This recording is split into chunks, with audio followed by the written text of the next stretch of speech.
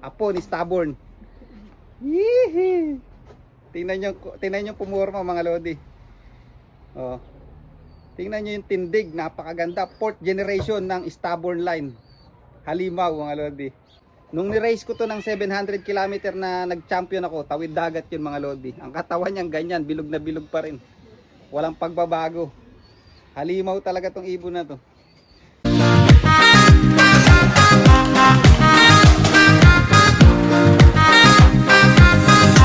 So ayan mga kalapatids, nakita nyo na naman yung pagmumukha ko. So for today's video mga lodi, yan marami nagtatanong kung nasa na raw si Stubborn, or marami nagpapa-update, or kasi hindi ko na masyado nababalag si Stubborn.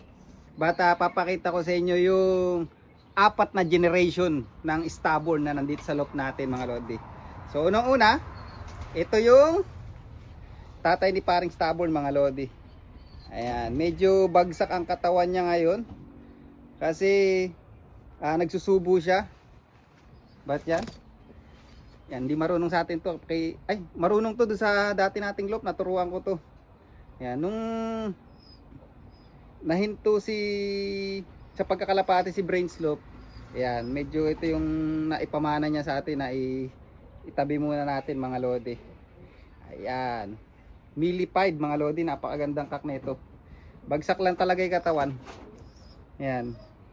Pero matindi to kasi mga lodi. Ayan yung uka, yung ano nito, yung dibdib. Makita nyo yung dibdib nito, may tama, ayan o. Ayan mga lodi, uka. Tingnan nyo. Hindi ko lang maano'y balahibo yan o. Basta uka yung dibdib nyan. Kasi nga, nire-raise to.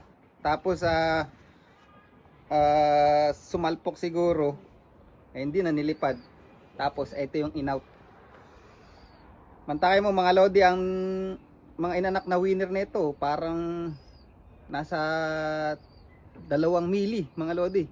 Si Stubborn saka yung kapatid niya na naki Brainslope pa rin yata yun, si Silver Bullet.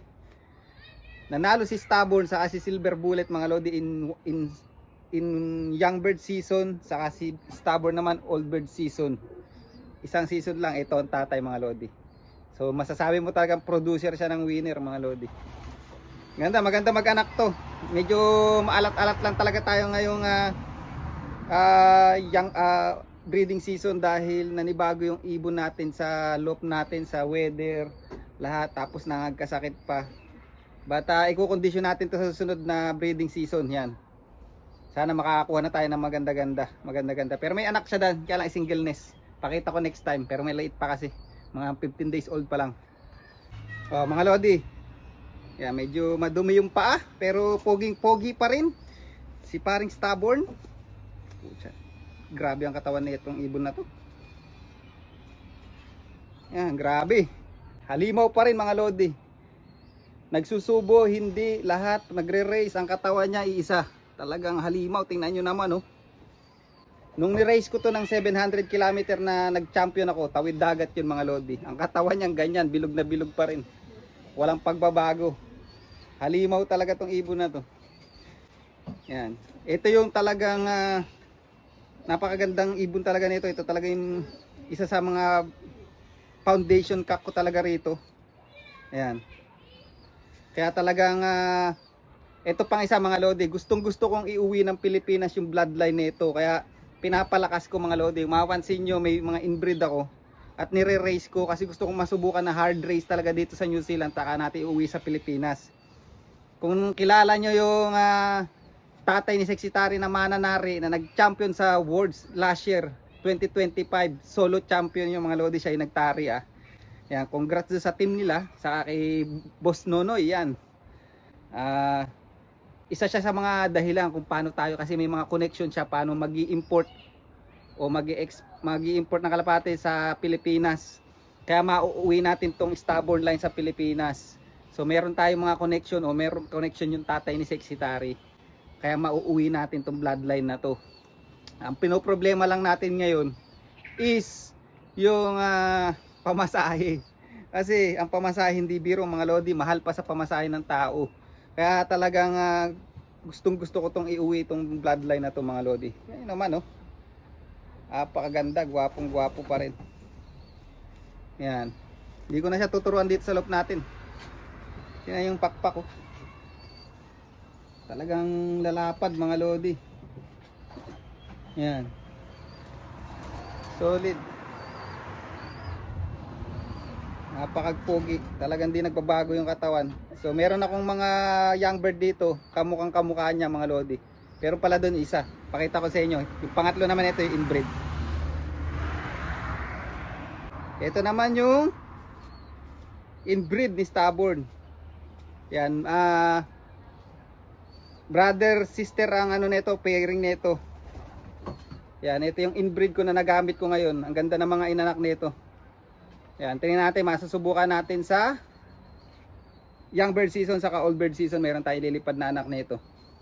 Yan, so sana makapagpalabas ako ng mili na hen na anak ni na direct na anak ni stubborn, tapos magaling sa race mga lodi, saka natin i-inbreed kay stubborn. Tapos ngayon, pag talagang may chance tayo makapagpauwi ng ibon sa Pilipinas, ang iuwi natin doon puro inbreed. Siguro let's say 8 ibon, yung 4 doon puro inbreed, tapos yung 4 is yung mga direct mga stubborn line pa rin pero may outcross na. Pero syempre talagang isusolid natin yung bloodline bago natin iuwi sa Pilipinas para pwede nating i-cross dun sa mga magagaling na bloodline sa Pilipinas para sure ball, di ba? Ayan. Pucha, pandikdikan to mga lodi. Talagang nag-look visit ako sa Pilipinas, nakita ko yung mga ibon. Talagang masasabi ko napakaganda nitong mga bloodline na hawak ko. Walang wala dun sa ano, sa mga nakita kong ibon sa Pilipinas. Hindi naman sa pagyayabang. Makikita nyo naman yung itsura ni stubborn mga lodi. Talagang pag nakita mo yung galaw niya, muntik na manalo pang sinali ko nga yun mga lodi, kung naalala nyo yung vlog ko na sinali ko siya sa ano tawag doon, parang pagandahan ang tawag doon, show. Yan, pigeon show mga lodi. Muntik nang manalo si stubborn doon na magandang ibon siya sa ano siya, cock. Yan mga lodi, ito yung inbreed. Sumalpok din to nung nakaraan pero magaling-galing na. Yan, napaka ilap na ibon nito. Yan ang inbreed, naglalaglag yung ano, yung mga pamolt na kasi dito sa New Zealand. Tingnan yung pakpak ko. Inbreed mga lodi. Solid. Yan. Napakaganda mga lodi. So kuhanin ko yung ano, pang ilang generation na to. Ito yung 3rd generation. Pucha, nakapagpalabas tayo ng 4th generation. Stubborn mga lodi. Napakaganda. Apo ni stubborn. Hihi. Tingnan nyo pumorma mga lodi. Oh. Tingnan nyo yung tindig, napakaganda. 4th generation ng stubborn line. Halimaw mga lodi. Look at that. Napakaganda, kaya na kumilates. Ang tindig ni stubborn, kuhang-kuha nito. Kaya lang mukhang kak na naman. Di talaga tayo makapagpalabas ng hen nito. Yan, napakaganda. Mili mga lodi. Ha? Maililipad natin to sa old bird season mga lodi, abangan nyo.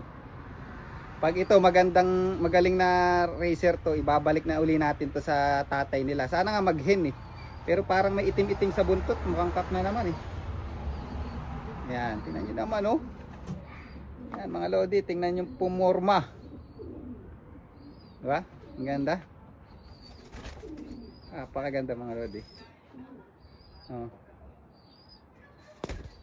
Napakaganda. Sure ball win Ganda mga lodi. Yan, di tayo sinuwerte kay stubborn. Sinuwerte tayo sa apo. Yan, napakaganda. Outcross mga lodi. Nakakross to sa mga bloodline ng mga champion sa 1,200 km dito sa New Zealand. Napakaganda. Cross sa stubborn line mga lodi.